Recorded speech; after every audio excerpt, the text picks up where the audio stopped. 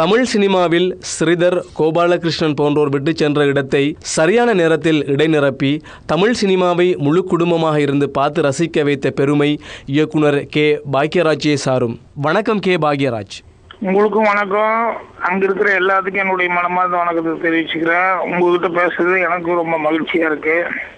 இயக்குனர் பாரதி ராஜாவின் பள்ளியிலிருந்து வந்த நீங்கள் தமிழ் சினிமாவில் நடிப்பு, கதைவசனம், டைரக்ஷன் மூன்றையும் ஒரே நேரத்தில் கையாண்டு யாவரும் மெச்சத்தக்க உச்சத்தில் இருந்தீர்கள். நடிப்பு, கதைவசனம், டைரக்ஷன், இதில் எது உங்களை தமிழ் சினிமாவில் நிலைநிறுத்திக் கொள்ள வசதியாக இருந்தது? இதுல எதுன்னு தனித்தனியா பிரிச்சு பார்க்க விரும்பல. நான் என்ன காரணம் அப்படின்னு சொன்னோம்னா, எல்லாமே ஒன்றை சார்ந்த ஒன்று. ஆனா முதல்ல டெக்னீஷியனா ஆகணும்னு தான் நான் ஆசைப்பட்டது. அதாவது ஒரு கலைஞனா ஒரு கதை வசனம் எழுதணும், டைரக்ஷன் பண்ணணுங்கிறது. அப்புறம் நடிப்புங்கிறது அதோட சேர்ந்து சம்மந்தப்பட்டு வந்துருச்சு. அதனால இது தனியா அது தனியானதான் நான் பிரிச்சு பார்க்கணும்னு சொல்லி எல்லாமே ஒவ்வொன்றுலையும் ஒரு ஐக்கியப்பட்டு தான் ஒவ்வொன்றும் இதாகி செஞ்சுட்டு இருக்கிறேன். ஒவ்வொன்றையும் இதை நேசிச்சு ரசிச்சு செஞ்சுட்டு இருக்கிறேன். முந்தானை முடிச்சு தமிழ் சினிமாவில் உங்களை இணைத்து ஒரு இறுக்கமான முடிச்சை போட்டு அதிகமாக பேச வைத்தது. முந்தானை முடிச்சுக்கு முன்னால மௌன கீதங்கள், தூரல் நின்று போச்சு, அந்த நாட்கள், இதெல்லாமே கூட எனக்கு நல்ல ஒரு அடையாளத்தை காமிச்சது. அதெல்லாமே கூட நல்ல ஒரு மரியாதை இருக்குது. முந்தானை முடிச்சு இன்னும் சொல்ல போனோம்னா அது ஒரு மயில்கல் மாதிரி, அது கொஞ்சம் மகுடம் வச்ச மாதிரி, அது ஒரு அந்த அளவுக்கு வந்ததுன்னு வைங்களேன்.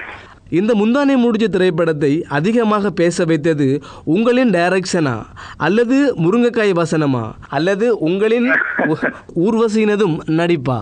இல்ல, அப்படி எல்லாம் கிடையாது. எல்லாமே கலந்தது தாங்க. அதுல அது இதுதான் அதுதான் எல்லாம் கிடையாது. அது எல்லாமே சேர்ந்து அதுல கதையும் நல்லா இருந்தது, அதுல வசனங்கள் நல்லா இருந்தது, நடிப்பும் எல்லாருமே அதுல ஒரு படம் வெற்றி அடையுதுன்னு சொன்னோம்னா எல்லா டெக்னீஷியனுடைய ஒரு டீம் ஒர்க் தானே அது.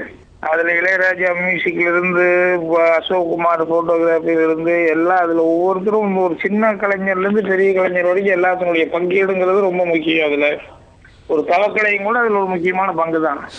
ஸோ அந்த மாதிரி ஆட்கள்லாம் பார்க்கும்போது இவர்களும் மனிதர்கள் தானே, இவங்களை கூட ஒரு கதாபாத்திரமா உருவாக்குனா நல்லா தானே இருக்கும், வித்தியாசமா இருக்குமே அப்படின்னு சொல்லிட்டு அந்த மாதிரி ஒரு கேரக்டர் அவன் சான்ஸ் கேட்கும்போது அந்த பையன் நல்ல டான்ஸ் ஆடி காமிச்சான். நடிக்கணும்னு ஆர்வமா இருக்குன்னா, சரி உனக்கு நல்ல கேரக்டர் வரும்போது யூஸ் பண்ணிக்கிறேன் அப்படிங்கும்போது அந்த பரிமளான கதாபாத்திரத்தை உருவாக்கும் போது அவ எப்பவுமே வில்லேஜ்ல பசங்களோட சேர்ந்து தான் சுத்திட்டு இருப்பா அப்படிங்கிற மாதிரி அந்த கேரக்டர் உருவாக்கும் போது அந்த பசங்க யாரெல்லாம் போட்டுக்கலாங்கும் போது அப்ப அந்த 3-4 பசங்கள்ல இந்த தவக்கலை மாதிரி ஒரு பையன் இருந்தா அது கொஞ்சம் வித்தியாசமா இருக்குமே, அந்த மாதிரி கேரக்டரை அந்த பையனை யூஸ் பண்ணிக்கிட்டேன். தற்போது வெளிவரும் தமிழ் திரைப்படங்களை ஒரு சிறந்த இயக்குனர் என்ற வகையில் எப்படி உள்வாங்குகிறீர்கள்? உள்வாங்கன்னா இப்ப என்ன வர்ற படங்கள்ல உணர்வுங்கிறது ஒரே உணர்வு தாங்க. இப்ப டெக்னிக்கலா புதிய விஞ்ஞான நுட்பங்கள் எல்லாம் வந்திருக்குது. மற்றபடி உணர்வுங்கிறது ஒரே மாதிரி உணர்வு தான். இப்ப சொல்லக்கூடிய விதங்கள் இப்ப 30 வயசுக்குள்ள இருக்கிறவங்க தான் தியேட்டருக்கு வர்றாங்க. அதனால சொல்லக்கூடிய விதங்கள் கொஞ்சம் வேகமா சொல்ல வேண்டிய ஒரு காலகட்டம் வந்துருச்சு. அதனால அதுக்கு தகுந்த மாதிரி ஸ்பீடா சொல்லிக்கிட்டு இருக்கிறோம்.